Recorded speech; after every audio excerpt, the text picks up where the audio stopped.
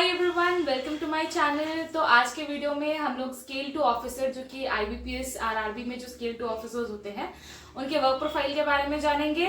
सबसे पहले मैं चाहती हूँ कि आप अपना एक ब्रीफ इंट्रोडक्शन दे दें। हाँ, हेलो एवरीवन, मेरा नाम पूरम सिंह परिहार है। मैं रायपुर से हूँ और मैंने ग्रेजुएशन किया है साइंस कॉलेज से, फिर पीजी किया है मैंने शंकराचार्य से। और मैं 2011 से बैंक में जॉब कर रही हूँ एज क्लर्क, और अभी मैं प्रमोशन के थ्रू मैनेजर हूँ 2024 से। तो जैसे कि आपको काफी लंबा ड्यूरेशन हो चुका है, मतलब 13 years is a long time. तो 13 साल में आपका बैंकिंग सेक्टर में एक्सपीरियंस कैसा रहा है? 13 साल ऐसे ही बहुत जल्दी निकल गए, समझ में नहीं आ रहा है। ऐसा है कि प्लस माइनस सब चल रहा है, अच्छा ही चल रहा है। पहले मैं एचओ में रह चुकी हूँ और अभी मैं ब्रांचेस में हूँ, तो दोनों का जो वर्क कल्चर है वो थोड़ा डिफरेंट है। दोनों में ही काम करके बहुत कुछ सीखने को मिल रहा है मुझे। जितने भी बैंक एग्जाम्स होते हैं उनके लिए एजुकेशनल क्वालिफिकेशन हमको मिनिमम क्या चाहिए रहता है और एज क्राइटेरिया क्या होता है? अब मिनिमम एज 21 से स्टार्ट है अपने क्राइटेरिया जो आपको चाहिए। उसके अलावा जो एजुकेशनल क्वालिफिकेशन, उसके लिए क्लर्क के लिए भी पोस्ट ग्रेजुएट और ऑफिसर के लिए आपका भी दोनों के लिए ग्रेजुएशन मांगता है। लेकिन आपको कोई भी स्ट्रीम में अप्लाई कर सकते हैं, बस आपको चाहिए फर्स्ट डिग्री। और जो स्पेशलिस्ट ऑफिसर्स के लिए जो पोस्ट निकलती है उसमें हाँ, क्या एक्स्ट्रा एजुकेशनल हाँ, क्वालिफिकेशन? उनका एक पर्टिकुलर स्पेसिफाइड स्ट्रीम होता है, जैसे आईटी हो गया, मार्केटिंग हो गया, तो एग्रीकल्चर रिलेटेड हो गया। ये 3-4 अलग अलग स्ट्रीम है जिसमें स्पेशलिस्ट आते हैं। आज के डेट में अगर हम लोग देखें तो बैंकिंग सेक्टर में विमेन के लिए वर्किंग एनवायरनमेंट कैसा है? मतलब प्रेशर है, काफी सारे लोग बोलते हैं, लेकिन अगर आप एक महिला हैं, प्लस अगर आप एक मैरिड महिला हैं, तो वर्क प्रेशर होता है, आप कैसे मैनेज कर पाते हैं? मैनेजेबल है कि नहीं चीजें, ये बताएंगे। देखिए, वर्क प्रेशर तो थोड़ा बैंकिंग सेक्टर में है ही, आपको मैनेज करना ही पड़ेगा। और ऐसे वुमेन थोड़ा सा लोड ज़्यादा हो जाता है, क्योंकि आपको घर, अपनी फैमिली, फिर बच्चे हैं तो बच्चों को उनका स्कूलिंग, उनका मेडिकल, बहुत सी चीज़ें देखनी पड़ती हैं। तो आपको थोड़ा बैंक का जो है कि इसमें सिर्फ 10 से 5 की नौकरी नहीं है, उसमें आपको बहुत सारे एक्स्ट्रा भी मतलब काम रहते हैं जो कभी भी आप कह सकते हैं। तो थोड़ा सा आपको मैनेज करना आना चाहिए, तभी आप उसको इजीली हैंडल कर सकते हैं। आपकी जो सैलरी हम लोग जो बोलते हैं आईबीपीएस क्लर्क की और स्केल 1 ऑफिसर जो पीओ एज ए पीओ जो ज्वाइन करते हैं, उनकी सैलरी क्या होती है अभी आज के डेट में? जो सैलरी है वो इन हैंड अगर कोई ज्वाइन करता है तो उसे कितनी सैलरी मिलेगी? जैसे अभी कोई कैशियर ऐसे ज्वाइन करता है तो उसका बेसिक पे अभी 23,000 समथिंग, कुछ 23 या 6 उसको बोलते हैं बेसिक है। उसके बाद उसको मिनिमम इन हैंड 45 के आसपास कुछ मिल जाता है इन हैंड कैश में। और अगर कंपेरिजन करें ऐसा ऑफिसर, तो वो 60 के 65 के 62 के आसपास जाता है। अलग अलग एसबीआई में थोड़ा सा अलग रहता है, आईबीपीएस जो नेशनलाइज है, जो ग्रामीण बैंक है, थोड़ा सा डिफरेंस रहता है, क्योंकि एसबीआई का जो स्ट्रक्चर थोड़ा सा अलग है, सैलरी का स्ट्रक्चर थोड़ा सा अलग है। आपने जब ज्वाइन किया था 2011 में, तो आपकी पहली सैलरी क्या थी? और आज जब आप क्लर्क से आपने स्केल 2 तक का सफर जो तय किया है, उसमें आज आपकी नेट सैलरी कितनी बनती है? उसमें तो बहुत बड़ा अंतर आ चुका है, क्योंकि जब मैं ऐसे कैशियर ज्वाइन की थी 2011 में, तो मेरा बेसिक 8800 बेसिक पे था। तब मेरी इन हैंड सैलरी कुछ 20-22 कुछ आती थी, है ना। और अभी आज के डेट में जो मेरी सैलरी, अब मैं, क्योंकि मेरा स्केल बढ़ा, मेरा पद भी बढ़ा, तो एज अ सैलरी भी बढ़ी। अभी मेरी जैसे बेसिक है 75,200 बेसिक है मेरा। तो उसके कंपेरिजन अगर करें तो मेरी ग्रॉस सैलरी 1,32,000 बनती है। पर हम लोग के बहुत सारे खर्चे भी रहते हैं, ईएमआई में बहुत सारा पैसा निकल जाता है।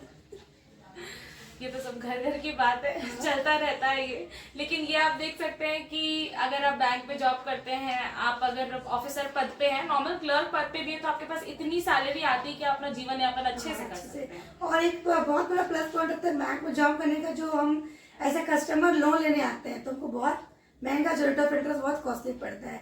लेकिन अगर हम वही बैंक में रहें तो वो हमको थोड़ा सा कन्वीनियंट हो जाता है, क्योंकि कस्टमर को कंपाउंड इंटरेस्ट देना पड़ता है और एज ए स्टाफ हम सिंपल इंटरेस्ट पे करते हैं। तो वो एक बहुत बड़ा बेनिफिट होता है लोन में, बैंक एम्प्लॉयज के लिए प्लस पॉइंट है। अब इसके अलावा जो हमारी जो नॉर्मल सैलरी आपकी जो आती है, उसके अलावा और पर्क्स और अलाउंसेस क्या होते हैं बैंकर्स के पास? अब ऐसे हमारे बैंक में है बहुत सारी सुविधाएं हैं। आपका न्यूज़पेपर हो गया, कन्वीनियंस हो गया, साल भर का आपका फिक्स मेडिकल हो गया, आपके जितने डिपेंडेंट है, कुछ खर्चा होगा, कहीं आप एडमिट होते हैं, कोई पर्टिकुलर डिजीज होती है, अगर आपको हर महीने उसका दवाई लेना है, तो वो सब के पैसे जो है हमारा बैंक से हमको मिल जाता है। तो बहुत सारी ऐसी सुविधाएं जो हम उठा रहे हैं। फेस्टिवल एडवांस हो गया, इसमें कोई ब्याज दर नहीं लगता, फ्री ऑफ कॉस्ट मिल जाता है। मतलब रेट ऑफ इंटरेस्ट 0 रहता है उसमें, हमको कोई ज़्यादा फॉर्मेलिटी भी नहीं रहती।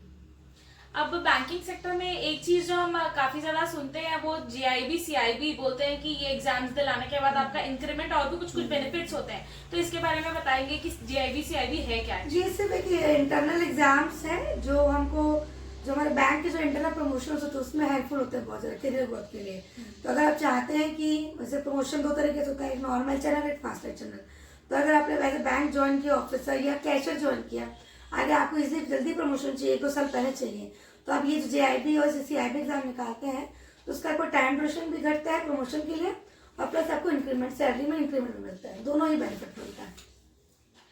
इसके बाद एक बहुत ज्यादा जो डाउट रहता है लोगों के मन में वो पोस्टिंग के रिगार्डिंग रहता है। जैसे कई बार हम वैकेंसी देख के दूसरी जगह से पोस्टिंग भर देते हैं, तो ये डाउट रहता है कि कितने साल बाद हमें वापस हमारे होम टाउन में ट्रांसफर मिलेगा, या फिर स्टार्टिंग में ही अगर हम अपनी जगह से भी भरते हैं तो जरूरी है कि हमारे घर के पास हमें पोस्टिंग मिलेगी? कैसा रहता है ये यहाँ पे पोस्टिंग का क्या सिलसिला है? और देखिए, पोस्टिंग के बारे में तो मैनेजमेंट डिसाइड करता है कि कब किसको कहाँ देना है, पर बहुत सारी चीज़ों में थोड़ा सा देखा है, जैसे महिलाओं को थोड़ा प्रेफरेंस दी जाती है कि उनका नियरेस्ट होम टाउन रहे, जहाँ से वो उनको कन्वीनियंट हो, थोड़ा सा एक रहता है महिलाओं के लिए गुड फिट।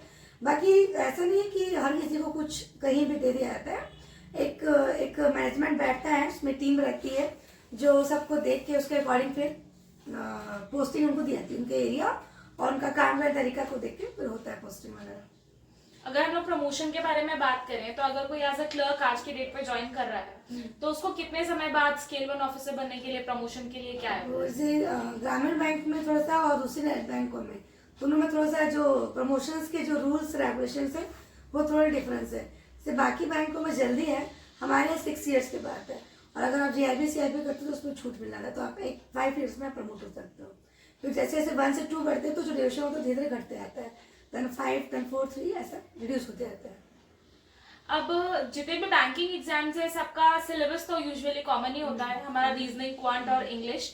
लेकिन कई सारे लोगों के माइंड में ये डाउट रहता है कि अगर हम किसी सब्जेक्ट में वीक हैं, मान ले जाए कोई हिंदी मीडियम का बच्चा आ रहा है, उसे लगता है कि मैं इंग्लिश उतना अच्छा नहीं कर पाऊंगा, या कई लोग रहते हैं बायोलॉजी वगैरह स्ट्रीम से रहते हैं तो उनको ऐसा लगता है कि मैं क्वांट में थोड़ा सा वीक हूँ। तो आप क्या बोलना चाहोगे कि अगर कोई एक किसी पोर्शन में वीक है तो वो एग्जाम निकाल सकता है? बिल्कुल निकाल सकते हैं भाई। अगर कोई एक पोर्शन में वीक है तो उसको फोकस ज़्यादा करना पड़ेगा, कुछ स्ट्रेटजी लगाया कि भाई मेरा कट ऑफ जो है उस रेंज में कम से कम क्लिक करे, कि हर जगह से आपको कट ऑफ में क्वालिफाई करना है। पहले क्या था कि आप ओवरऑल आते थे, अब आपका कट ऑफ डिसाइड हो गया, हर स्ट्रीम में मतलब हर एक सब्जेक्ट में आपको कट ऑफ को क्वालिफाई करना है।